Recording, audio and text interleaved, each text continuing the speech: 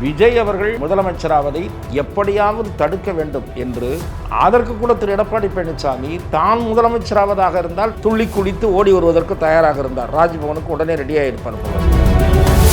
10 வயது சிறுமி செய்தி, அதிர்ச்சி செய்தி வந்திருக்கிறது. நீதி தாமதமே ஆகக்கூடாது. இந்த கொடும் குற்றவாளிகளை தயவு தாட்சண்யமின்றி உச்சபட்ச தண்டனை கிடைப்பதற்கு ஒரு அரசாங்கம் வழிவகுக்க வேண்டும். அதற்கு விஜய் மீது மக்கள் பெரிய நம்பிக்கை வைத்திருக்கிறார்கள். முன்னாள் மத்திய அமைச்சர் திரு ஆ ராஜா அவர்கள் தரக்குறைவாக பேசுவதையே ஒரு வழக்கமாக கொண்டிருக்கிறார். இது முதல் முறை அல்ல. தவறுன்னு தெரிஞ்சு அதை மாத்திட்டு வேற ஒரு கருத்து தெரிவிச்சு அப்போ முதல்ல அந்த ட்வீட்டை போட்டிருக்க வேண்டியதானே. அப்போ எந்த புத்தி எங்க புல்மையை போயிருந்தா. ஆ ராஜா, பொன்முடி இவங்க வாய்க்கெல்லாம் திண்டுக்கல் பூட்டை வாங்கி போட்டணும் ஸ்டாலின், இல்லைன்னா இருக்கிற ஓட்டையும் கெடுத்து விடுவாங்க.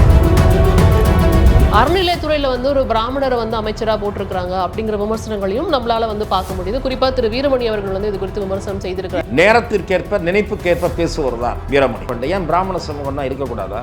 அந்த பிராமண சமூகத்து வரை முதலமைச்சராக இருந்த போது உங்கள் முகத்தை எங்கே கொண்டு போய் வைத்துக் கொண்டிருந்தீர்கள்? அனைத்து ஜாதியினரும் அர்ச்சகராகலாம் அப்படிங்கிற ஒரு விஷயத்தை இவங்க முன்னிலைப்படுத்த தயாரா இருக்கிறாங்க. அனைத்து சாதியினரும் அர்ச்சகராகலாம் என்பதற்கு ஏராளமான கோயில்களில் தமிழ்நாட்டில் எடுத்துக்க வேணாம், வன்மமாகத்தான் அவர் கருத்து கூறுகிறார். இது என்னுடைய பார்வை. நீங்கள் இதுக்கு முன்னாடி இருந்த நம்ம அறநிலையத்துறை அமைச்சர் மாதிரியா செயல்பட்டார்? நான் கேட்கிறேன். ஒப்பந்தங்களில் டெண்டர்கள் போடப்படும் போது, ரோடு ஒர்க் போடும்போது திமுக ஆட்சியிலையும் அதிமுக ஆட்சியிலையும் பார்ட்டி ஃபண்டுன்னு வச்சிருந்தாங்க. அதாவது கட்சிக்கு நிதி சேர்க்கிறாங்களாம். எப்படி? ஒப்பந்ததாரர்கள்ட்ட வாங்கி 10 15 20 25 35% போயிடுச்சு. அப்படி போனதுனால எல்லா துறைகளிலும் ஊழல் கரை புரண்டு ஓடி. விசிகா அமைச்சரவையில் இடம் பெற்றுட்டாங்க, ஐயுஎம்எல்லும் அமைச்சரவையில் இடம் பெற்றுட்டாங்க. கூட்டணி நீடிக்குமா நீடிக்காதா? தி 5 மணி நேயர்களுக்கு வணக்கம். தற்போது நம்மிடையே மூத்த பத்திரிகையாளர் திரு துக்ளக் ரமேஷ் அவர்கள் தான் இணைந்திருக்கிறார்கள். பேச நிறைய விஷயங்களுக்கு பேசலாம். சார் வணக்கம். வணக்கம். அமைச்சரவை விரிவாக்கம் செய்யப்பட்டதுக்கு பிறகு பல்வேறு விமர்சனங்களும் எழுந்திருக்கு அப்படிங்கிறத பார்க்க முடியுது. குறிப்பாக விசிகா அமைச்சரவையில் இடம்பெற்றதற்கு பிறகு அவர்களுக்கு எதிராகவும் ஆதரவாகவும் இங்கே சமூக வலைதளங்களில் நிறைய கருத்துக்கள் பரவிட்டு இருக்குங்கிறத பார்க்க முடியுது. குறிப்பாக மத்திய நாடாளுமன்ற உறுப்பினர் திரு ஆ ராசா அவர்கள் கொடுத்த அந்த ட்வீட்டாக இருக்கட்டும், அது மறுபடியும் அவர் டெலீட் பண்ணிட்டாரு. அது பெரிய பேசுபொருளாக இருக்குது. இது குறித்து நான் ஆரம்பிக்கணும்னு நினைக்கிறேன். முதல்ல முன்னாள் மத்திய அமைச்சர் திரு ஆ ராஜா அவர்கள் தரக்குறைவாக பேசுவதையே ஒரு வழக்கமாக கொண்டிருக்கிறார். திரு மு.க. ஸ்டாலின் அவர்கள் முன்னாள் முதலமைச்சர் உடனடியாக அதை கண்டித்திருந்தாலும் கூட இது முதல் முறை அல்ல அவர் இவ்வாறு பேசுவது. உங்களுக்கு நினைவிருக்கும் என்று நினைக்கிறேன், முன்னாள் முதலமைச்சர் திரு எடப்பாடி பழனிசாமியார் அவருடைய தாயார் குறித்து கூட இந்த மாதிரி அவர் ஒரு கடந்த தேர்தல் நேரத்தில் பேசினார். அதே போல் பிராமண சமூகத்தினர் அல்லது ஹிந்து மதம் இது குறித்தெல்லாம் மிக ஆட்சேபகரமான கருத்துக்களை அவர் பேசியிருக்கிறார். திராவிட முன்னேற்றக் கழகத்தின் உயர்ந்த பொறுப்பில் இருக்கக்கூடிய ஒருவர், மத்தியில் அமைச்சராக இருந்தவர், தன்னுடைய தகுதிக்கு ஏற்றவாறு தான் வகித்த பதவிக்கு ஏற்றவாறு பேச வேண்டும், கண்ணியத்தை காக்க வேண்டும் என்ற ஒரு சாதாரண சிந்தனை கூட இல்லாமல் ஒரு கட்சிக்கு தொடர்ந்து கெட்ட பெயர் தேடி தருவது, மேடைகளிலே பேசுகிற சில நாளாந்தர பேச்சாளர்களைப் போல ஒரு கட்சியினுடைய துணை பொதுச் செயலாளர் மத்திய அமைச்சராக இருந்தவர் பேசுவது என்பது அவருடைய தரத்துக்குரியதல்ல, வன்மையான கண்டனத்துக்குரியது. விசிகா இந்த அரசாங்கத்தை ஆதரித்த காரணத்தால் முஸ்லீம் லீக் ஆதரித்து அமைச்சரவையில் இணைவது என்று இந்த 2 கட்சிகளும் எடுத்த முடிவின் காரணமாக பெண்களையும் தொடர்புபடுத்தி, அதாவது சோரம் போவதைப் போல என்ற கருத்து அவர் வெளிப்படுத்தி இருப்பது ரசனை குறைவானது. தவறுன்னு தெரிஞ்சு அதை மாத்திட்டு வேற ஒரு கருத்து மாற்றி அதே வேற ஒரு பொருளில் அதே ட்வீட்டை தான் போடுறார். அது அநாகரிகமான ட்வீட் இல்லை, அது ஓரளவு கௌரவமான ட்வீட்டு. அப்போ முதல்ல அந்த ட்வீட்டை போட்டிருக்க வேண்டியதானே. அப்போ எந்த புத்தி எங்கே புல்மையை போயிருந்ததா என்று நான் கேட்கிறேன். ஆகவே அவர் செய்தது அநாகரிகமான விஷயம். திருமாவளவன் அவர்கள் எடுத்த நிலைப்பாடு ஆழ்ந்த சிந்தனைக்கு பிறகு எடுத்த நிலைப்பாடு. அதாவது ஒரு அரசாங்கத்தை ஒரு பிரதான கட்சி ஆதரிப்பதற்கு முதலில் முடிவெடுத்து விட்டது, காங்கிரஸ் கட்சி ஆதரிப்பதற்கு முடிவெடுத்து விட்டது. அதன் பிறகு இடதுசாரிகள், அவர் என்ன சொன்னார், நான் இடதுசாரிகளோடு இணைந்து பயணிக்கிறவன், இடதுசாரிகள் என்ன முடிவெடுக்கிறார்களோ அதைத்தான் நான் முடிவெடுப்பேன். இடதுசாரிகள் வெளியிலிருந்து இந்த அரசாங்கத்தை ஆதரிப்பது என்று முடிவெடுத்து விட்டார்கள். உடனே திருமாவளவனும் ஆதரிக்கிற முடிவை எடுத்து விட்டார். திருமாவளவன் அமைச்சரவையில் பங்கு பெற வேண்டும் என்று ஆதவர்ஜுனா கேட்டுக்கொண்டார். விஜய் அவர்களே நேரடியாக பேசியதாக கூட நான் அறிகிறேன். ஆகவே அப்படி நேரடியாக ஒரு அழைப்பு வருகிற நேரத்தில் நான் பரிசீலித்து சொல்கிறேன் என்று சொன்னார். பதவிக்காக அவர் அலைந்ததாக யாராவது சொல்வார்களானால் அதை ஏற்றுக்கொள்ள முடியாத விமர்சனம். ஏனென்று சொன்னால் திருமாவளவன் அவர்களையே முதலமைச்சராக்குவதற்கு ஒரு முயற்சி நடந்தது. நாம் அதை மறந்துவிடக்கூடாது. நாடாளுமன்ற உறுப்பினராக இருக்கிற ஒருவர், சட்டமன்றத்திற்கே தேர்ந்தெடுக்கப்படாதவர், அவரது கட்சிக்கு இருப்பது 2 உறுப்பினர்கள் தான். அப்படிப்பட்டவரை தேடி முதலமைச்சர் பதவி வந்தது. விஜய் அவர்கள் முதலமைச்சராவதை எப்படியாவது தடுக்க வேண்டும் என்று ஆங்கிலத்திலே சொல்லுவார்கள், there was a desperate attempt.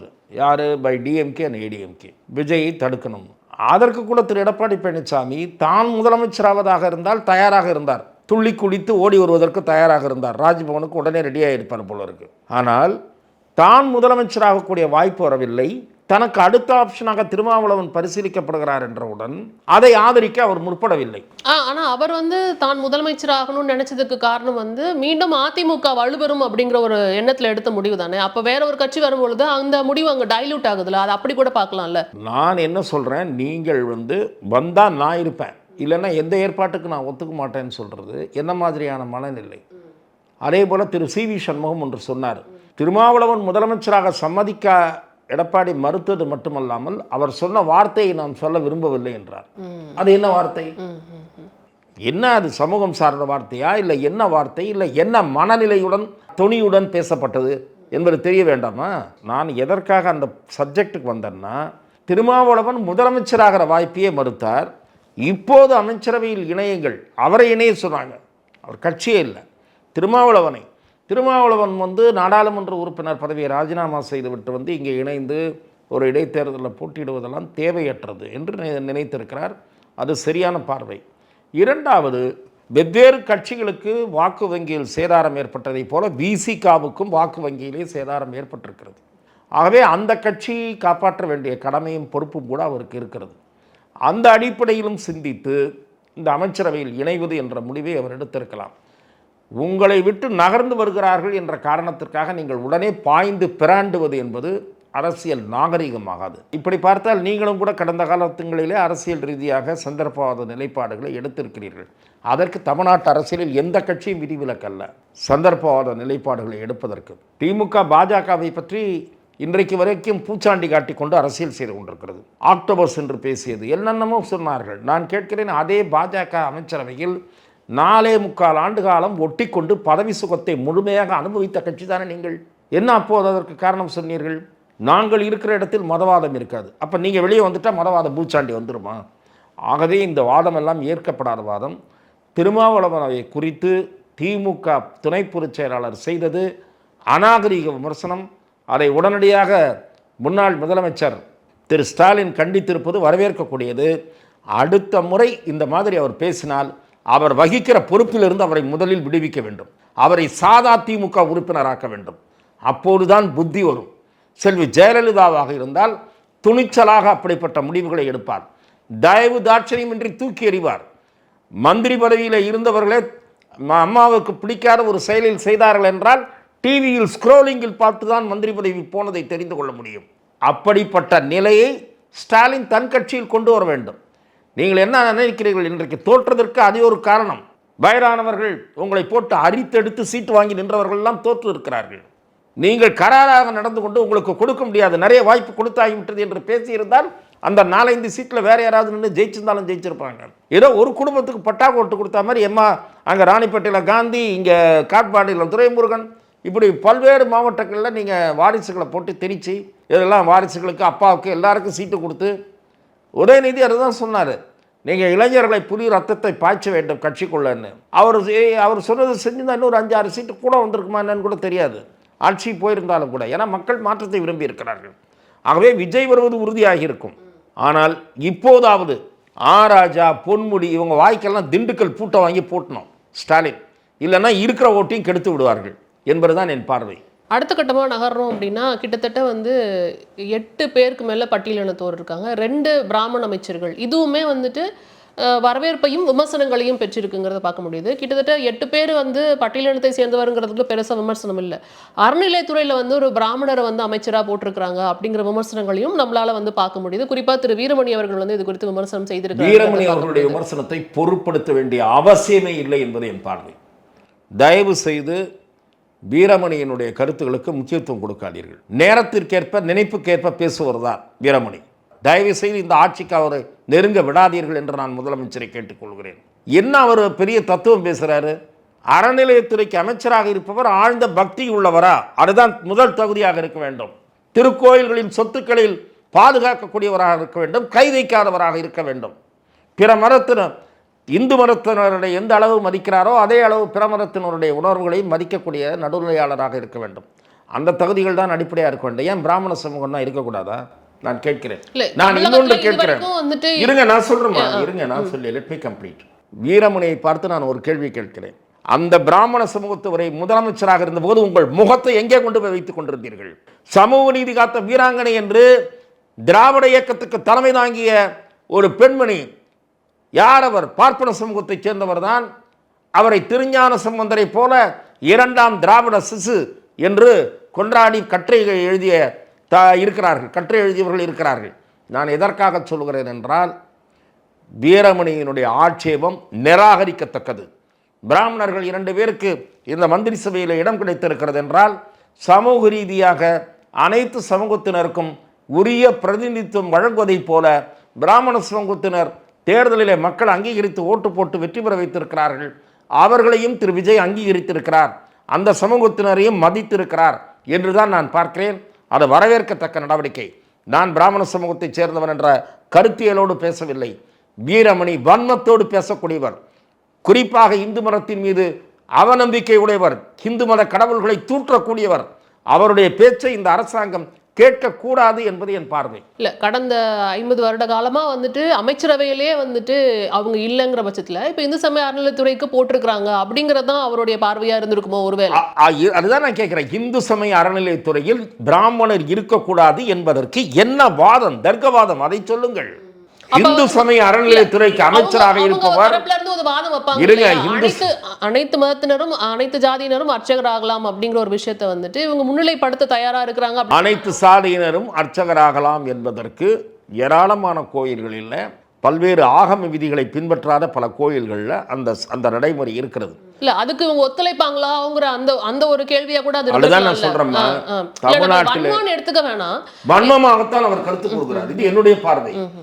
நீங்கள் இதுக்கு முன்னாடி இருந்த நம்ம அறநிலைத்துறை அமைச்சர் மாதிரியா செயல்பட்டார்? நான் கேட்குறேன்.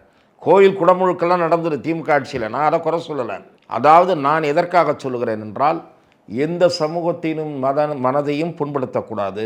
எல்லா சமூகத்தினருடைய மத நம்பிக்கை, இறை நம்பிக்கை இதையெல்லாம் பேணப்பட வேண்டும், பாதுகாக்கப்பட வேண்டும்.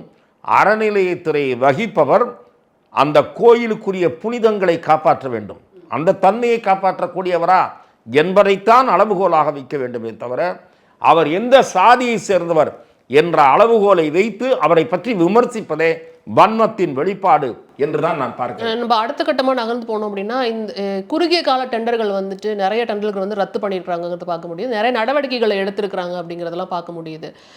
அது குறித்து நீங்கள் பார்க்கின்ற பார்வை என்னன்னு எனக்கு தெரிஞ்சுக்கணும். நேற்றைய தினம் பொதுப்பணித்துறை அமைச்சரும் தாவேகாவினுடைய மூத்த நிர்வாகிகளில் ஒருவருமான நண்பர் திரு ஆதவ் அர்ஜுனா அவர்கள் தலைமைச் செயலகத்தில் முதன்முறையாக செய்தியாளர்களை சந்தித்திருக்கிறார்.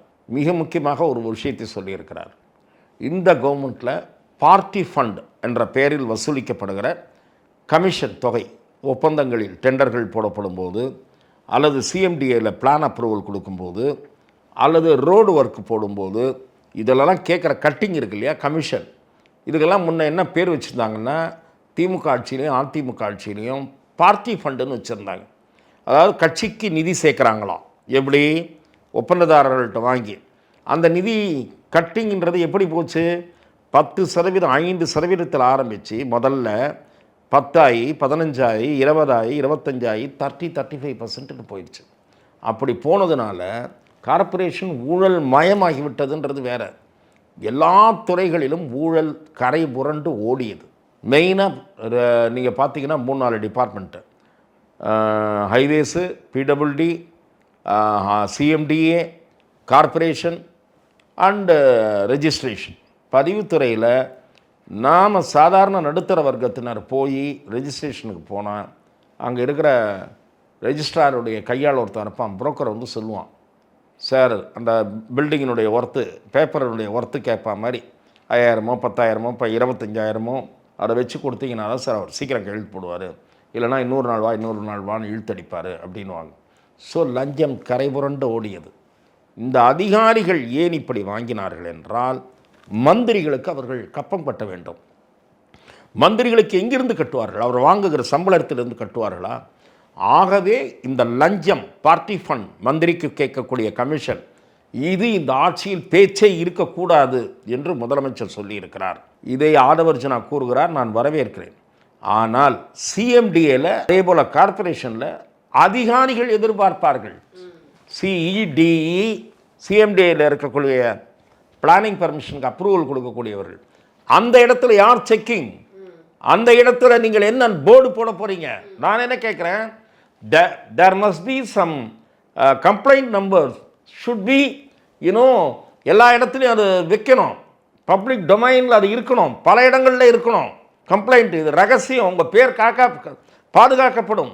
நீங்கள் எந்த அதிகாரி என்ன கேட்குறான்னு சொல்லுங்கள், இம்மீடியட்டாக சஸ்பெண்ட் பண்ணணும். இந்த மாதிரி சில நடவடிக்கைகள் வந்தால்தான் இவர் கூறுவதற்கு அர்த்தம் இருக்கிறது. ஆதவர்ஜனா கூறுவது நம்பும்படியாக இருக்கும், அது செயலில் நடைமுறையில் இருக்கிறது என்கிற நம்பிக்கை வரும். பத்திரப்பதிவு ஆஃபீஸில் இருக்கணும், ஆர்டிஓ ஆஃபீஸில் இருக்கணும், கார்பரேஷனில் இருக்கணும். Tender should be in A open. இது அது சாத்தியப்படுமா? ஏன்னா இப்ப அதுலயே வந்துட்டு பழகி நான் என்ன சொல்றேன்னா, மந்திரிகள் வாங்காம ரொம்ப குறுகிய காலத்துல வந்து 0% வந்துட்டு ஊழலை தடுப்போம் அப்படின்றது கொஞ்சம் குறுகிய காலத்துல சாத்தியம் இல்லை. ஆனால் சில அதிரடியான கடும் நடவடிக்கைகள் மூலம் செய்ய முடியும். இப்போ மின்சாரத்துறை அமைச்சர் நண்பர் நிர்மல்குமார் இபி ரெவியூ போனப்போ 2 அதிகாரிகளை சஸ்பெண்ட் பண்ணியிருக்கிறார். அதில் காசி என்பவரை பற்றி பல செய்திகள் ஜூனியர் விகடனில் ஆரம்பித்து, தினமலரில் ஆரம்பித்து பல பத்திரிகைகளில் விரிவாக எழுதினார். அவர் ஊழல் புள்ளி, கமிஷன் கலெக்ஷன் பேர் வழி என்று பத்திரிகைகளில் செய்தி வந்தன. அன்றைய அரசு அதை கண்டுகொள்ளாமல் இருந்தது. அவர் பதவியிலிருந்து எடுக்கப்பட்டு பிறகும் கொண்டு வரப்பட்டார் என்றும் செய்தி வந்தது. இதற்காக சொல்கிறேன், இப்போ இந்த ஆட்சியில் நீக்கியிருக்காங்க. அதே போல் if anything wrong in CMDA, immediately suspend 2 people. நல்ல பொசிஷனில் இருக்கிறவனை தூக்கு. நீ தான் லஞ்சம் வாங்கினது காரணமாக இருந்திருக்க, நீ கண்டுக்காமல் இருந்திருக்க. Who is to be blamed, அதை ஃபிக்ஸ் பண்ணுங்க. யார் பொறுப்புடைமை கொண்டாங்க. அது நீங்க சொல்றது எல்லாமே சரியான ஒரு விஷயம் தான். அதை தான் பண்ணணும், ஒரு கவர்மெண்ட்டாக அதை தான் பண்ணணும். ஆனால் இங்கே அதிகாரிகள் ஒருவேளை அரசாங்கத்துக்கு எதிராக மாறுறதுக்கான வாய்ப்பு அது உருவாக்கிடுமோ? இல்லை, நான் என்ன சொல்கிறேன், யார் எல்லா அதிகாரிகளையும் மாக்காது. லஞ்சம் வாங்குற அதிகாரிகள் தான். நீங்கள் நீங்கள் என்ன கல்ச்சரை கொண்டு வந்திருக்காங்க இங்கே? டிஎம்கே ஆட்சி ஆகட்டும், ஏடிஎம்கே ஆட்சி ஆகட்டும், என்ன கல்ச்சரை கொண்டு வந்திருக்காங்க தெரியுமா? கிரேட் 1 பொசிஷன் வச்சுருக்காங்க. கிரேட் 1 பொசிஷன்னா நல்ல வருமானம் வரக்கூடிய இடம். அந்த இடத்துக்கு வர்றதுக்கு 25 லட்ச ரூபா லஞ்சம். அந்த 25 லட்ச ரூபா லஞ்சத்தை அந்த அதிகாரி எங்கேருந்து எடுப்பார்? வசூல் பண்ணி தான் எடுப்பார். அந்த இடத்துலையே போடுற போஸ்டிங் இடத்துலையே நீங்கள் கை நீட்டி வாங்காதவனை வச்சுக்கணும். 2வது, vigilance must be very active. இது பண்ணணும். இது ஒரு பக்கம் நான் சொல்கிறேன். அதே நேரத்தில் இந்த அரசாங்கத்தினுடைய டாப் ப்ரையாரிட்டியாக இருக்க வேண்டிய இன்னொரு விஷயம் law and order. There should not be any compromise இந்த லா அண்ட் ஆர்டர் ஃப்ரண்ட்டில். அதுலயே இங்க நிறைய விமர்சனங்கள் வந்துட்டு இருக்குங்கிறத நேற்றைக்கு நடந்திருக்கக்கூடிய ஒரு சம்பவம். உடனடியாக டிஜிபி அது குறித்து விசாரித்து விரைவாக நடவடிக்கை எடுப்பதாக உறுதியளித்திருக்கிறார். 10 வயது சிறுமி, நாம் பார்க்கிறோம், இந்த செய்தி அதிர்ச்சி செய்தி வந்திருக்கிறது. அதே போல் வேறு 1-2 சம்பவங்கள் வந்திருக்கின்றன, சட்டம் ஒழுங்கு தொடர்பான செய்திகள்.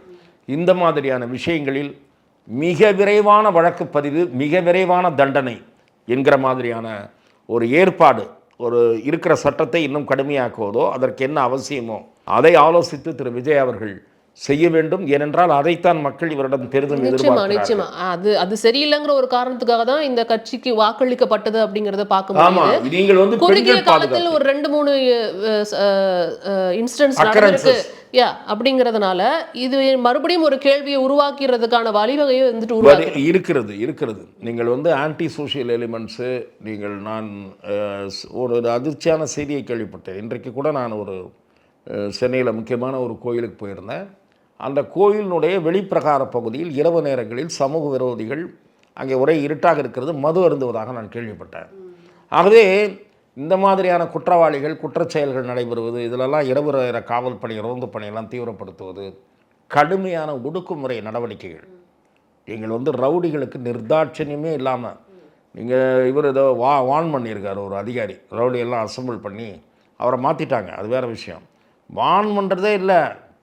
நீங்கள் வந்து தூக்கி உள்ளே போட்டுறது கூண்டாஸ் ஆக்டில் உள்ளே வைக்கிறது, திரும்ப திரும்ப குற்றச்செயலில் ஈடுபடுபவர்களை கூண்டாஸ் ஆக்ட். ரெண்டாவது, இந்த கூண்டாஸ் ஆக்டிலிருந்து சில பேர் வெளியே வந்துகிறார்கள் சட்டத்தில் இருக்கக்கூடிய சந்து பொந்துகளை பயன்படுத்தி.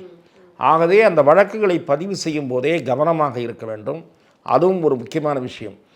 ஆகவே I feel one of the top priorities அவர் முதலமைச்சர் முன்னால் இருப்பதில் சட்டம் ஒழுங்கை சீர் செய்வது, நிதி நிலைமையை சீர் செய்வது, இரண்டாவது மேல்மட்ட ஊழல் மட்டுமல்ல, அதிகார மட்டத்தில் பரவி இருக்கக்கூடிய ஊழல் முற்றிலுமாக களையெடுக்கப்படுவதற்கு தொடக்க நிலையில் சில அதிரடி நடவடிக்கைகளை மேற்கொள்வது, இது ப்ரையாரிட்டியில் இருக்க வேண்டும் என்று நான் நினைக்கிறேன். ஏன்னா இப்போ எதிர்க்கட்சிகளும் அதற்கு குறித்தான விமர்சனங்களை வந்து தொடர்ந்து பொதுவெளியில் வைக்க ஆரம்பிச்சிட்டாங்கன்னு பார்க்க முடியுது. திரு உதயநிதி அவர்கள் வந்து இன்னைக்கு வந்து அந்த கோவை பிரச்சனைக்கு வந்துட்டு கருத்து தெரிவிச்சிருந்தாரு. ஷார்ட் டைம்ங்கிறதுனால இந்த மாதிரி நடக்குது அப்படி எடுத்துக்கலாமா, இல்லை அவங்களுக்கு இன்னும் டைம் வேணுமா ஹேண்டில் பண்ணுறதுல, இதை எப்படி எடுத்துக்கலாம்? தினந்தோறும் சம்பவங்கள் எல்லா ஆட்சி காலங்களிலும் நடைபெறுகின்றன. குற்றவாளிகளுக்கு அச்சம் இருந்தால் குற்றச்செயல்கள் குறையும். நீங்கள் அச்சத்தை ஏற்படுத்த வேண்டும். மிக கடுமையான நடவடிக்கைகள் பாயும். நானும் சரி, துக்ளக்கினுடைய நிறுவி ஆசிரியர் திரு சோ அவர்களும் சரி, கொடுங்குற்றங்களில் ஈடுபடுபவர்களை என்கவுண்டர் செய்வதை நான் வரவேற்கக்கூடியவன் தான். அதாவது குற்றவாளிகள் தப்பித்து விட்டு காவல்துறையினரையே தாக்க முற்படுகிற போது அவர்கள் காவல்துறை அப்படியே வெட்டியும் வாங்கி கொண்டு அவர்களை அரசு செய்கிற முயற்சியில் ஈடுபடுவார்களா? ஆகவே சில நேரங்களில் என்கவுண்டர்கள் தவிர்க்க முடியாதவை.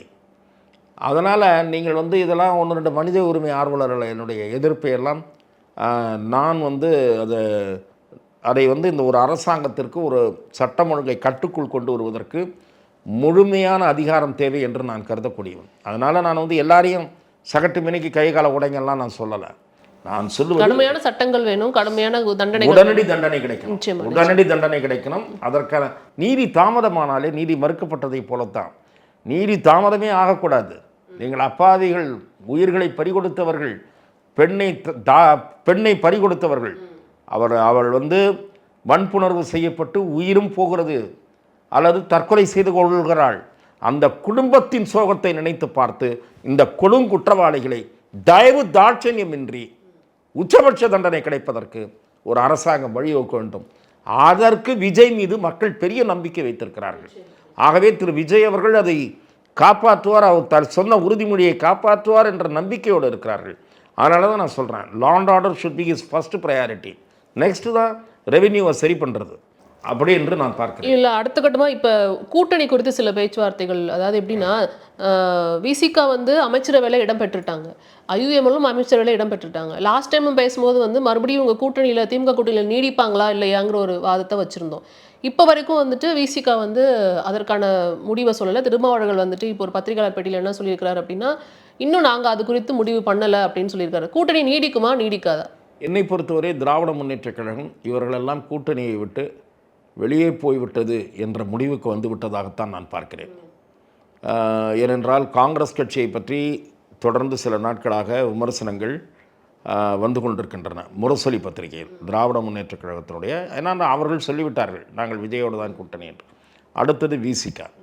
ஸோ விசிகா விஷயத்தில் நீங்கள் பார்த்தீங்கன்னா, நான் ஏற்கனவே சொல்லிவிட்டேன், அது வந்து இனிமேல் திராவிட முன்னேற்றக் கழக கூட்டணியில் நாங்கள் நீடிக்கிறோம் என்று விசிகாவோ முஸ்லீம் லீக்கோ கூறினால் அது நகைப்புக்குரியதாகத்தான் இருக்கும்.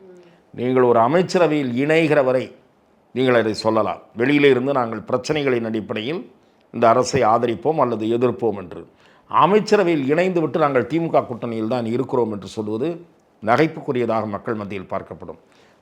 அரசை நோக்கி நாளைய தினம் அதிமுகவோ பாமகவோ சட்டமன்றத்தில் ஒரு விமர்சனத்தை முன்வைக்கும் போது அந்த அமைச்சரவையில் இருக்கக்கூடிய தாவேக பிரதிநிதிகளுக்கு எந்த அளவுக்கு கடமையும் பொறுப்பும் இருக்கிறதோ அதற்கு பதில் கூறுவதற்கு அதே கடமையும் பொறுப்பும் கொண்டவர்கள்தான் விசிகாவை சேர்ந்தவர்கள். எதிர்க்கட்சி தலைவர் திரு உதயநிதி ஸ்டாலின் அவர்கள் ஒரு விமர்சனத்தை இந்த அரசை நோக்கி வைத்தால் விசிகாவும் அந்த தாவேகா மந்திரி சபை மந்திரிகள் எழுந்து டிஃபெண்ட் செய்வதை இவர்களும் பக்கபலமாக நின்று அப்படி ஆதரிக்க நடக்கும்னு நினைக்கிறீங்களா? ஏன்னா நேற்று வரைக்கும் கூட திரு வன்னியரசு அவர்கள் வந்துட்டு முன்னாள் முதல்வர் ஸ்டாலின் குறித்து நன்றி தெரிவித்து கடிதம் எழுதியிருந்தார் அப்படிங்கிறதெல்லாம் பார்க்க முடியுது. இதெல்லாம் வந்து கடந்த காலத்தில் உங்கள் வெற்றிக்கு பாடுபட்டவர்கள், அதனால் நீங்கள் நன்றி சொல்கிறதெல்லாம் வேற. நீங்கள் இந்த ஆட்சியை வெளியிலிருந்து ஆதரிப்பதாக இருந்தால் இந்த ஆட்சியை நோக்கி விமர்சனம் வைக்க முடியும். நான் ஒரு அடிப்படை கேள்வி தான் நான் கேட்குறேன். நாளைய தினம் தாவேகாவுடைய ஒரு இந்த அரசினுடைய முக்கியமான ஒரு முடிவு, இல்லை ஏதோ ஒரு முடிவு, இல்லை ஏதோ ஒரு நடவடிக்கை அது ஏற்றுக்கொள்ள இயலாததாக இருக்கிறது என்றால் கம்யூனிஸ்ட் கட்சிகள் கண்டிக்கும், கண்டன அறிக்கை வெளியிடும், போராட்டம் நடத்தும். விசிகா நடத்துமா என்று நான் கேட்கிறேன். மந்திரி சபையிலே மந்திரியை சேர்த்து விட்டு நீங்கள் வெளியிலே போராட்டம் என்றால் சிரிக்க மாட்டார்களா? முதலில் ஒரு மந்திரியை வெளியே கொண்டு வா, அதன் பிறகு நீ ரோட்டில் இறங்கி போராடி என்றுதான் மக்கள் கேட்பார்கள், பத்திரிகையாளர்கள் கேட்பார்கள். ஆகவே என்னை பொறுத்தவரை விசிகா கூட்டணியிலிருந்து வெளியே வந்துவிட்டது என்பதுதான் பொது பார்வை. நிச்சயமா. அடுத்த கட்டமா அதிமுகவுடைய அந்த இணைவு அப்படிங்கிற மாதிரி பார்க்கலாமா? ஏன்னா வேலுமணி அவர்கள் வந்து இது ஸ்ரீவி சண்முகம் அவர்கள் இல்லாம வந்து பேட்டி கொடுத்திருந்தார் அப்படிங்கிறத பார்க்க முடிஞ்சிச்சு. ஒருவேளை பேச்சுவார்த்தை போதும். திரு சிவி சண்முகம் அவர்கள் ஊரில் இல்லை என்று நான் கேள்விப்பட்டேன். ஆனால் இரு தரப்பும், அதாவது திரு எடப்பாடி பழனிசாமி தரப்பும் திரு வேலுமணி தலைமையிலான அந்த அணி 25 எம்எல்ஏக்களும் பல நிர்வாகிகளும் கொண்ட அணி, தாவேகா அவருடைய மந்திரி சபையில் வேலுமணி தரப்புக்கு இடம் கிடைக்காத காரணத்தால் ஒரு சோர்வடைந்திருக்கிறார்கள் அந்த கோஷ்டி. அவர்கள் என்ன நினைக்கிறார்கள், பேசாமல் கட்சி ஒன்றுபட்டால் கட்சியாவது காப்பாற்றப்படும் என்று நினைக்கிறார்கள். அந்த எண்ணம் எடப்பாடி பழனிசாமி தரப்பிலும் சிலருக்கு இருக்கிறது. நேற்று முதற்கட்ட பேச்சு நடந்தது என்று நான் கேள்விப்படுகிறேன்.